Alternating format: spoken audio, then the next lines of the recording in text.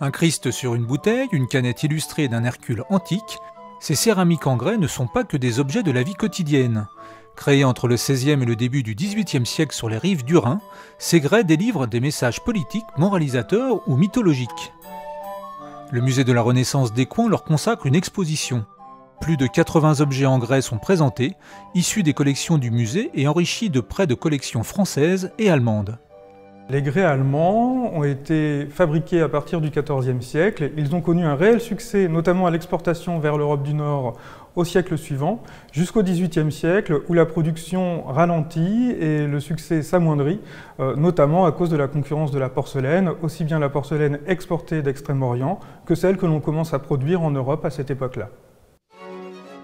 Délaissés au XVIIIe siècle au profit de la porcelaine, les grès allemands feront la joie des collectionneurs un siècle plus tard. On recherche alors ces objets pour leur style Renaissance, leur histoire et surtout leur décoration. Figures mythologiques nordiques ou hommes en armure, ces grès sont les témoins de leur époque, comme cette cruche créée vers l'an 1600. On voit sur la panse de l'objet une série de portraits, 7 portraits, qui représentent des princes ou des rois défenseurs du catholicisme. On voit donc ici que dans le contexte des guerres de religion de la Renaissance, ce type d'objet peut aussi servir à véhiculer un message religieux ou politique. Ces grès n'avaient pas qu'une vocation esthétique ou morale, c'étaient avant tout des objets du quotidien. Des canettes, des cruches, des bouteilles, rien de bien extraordinaire et pourtant ces céramiques étaient ornées des mêmes motifs que ceux figurant sur des objets bien plus chers, réalisés en étain ou en argent.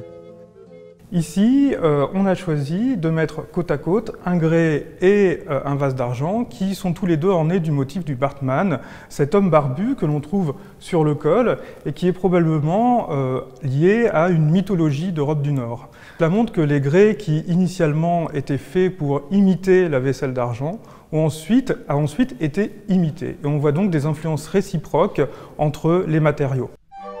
Cette qualité de réalisation fera le succès des grès allemands, que l'on retrouvera sur toutes les tables d'Europe, des plus humbles aux plus riches. On les trouve dans une population urbaine d'artisans ou de marchands, mais aussi aux tables de la noblesse ou même aux tables royales d'Angleterre.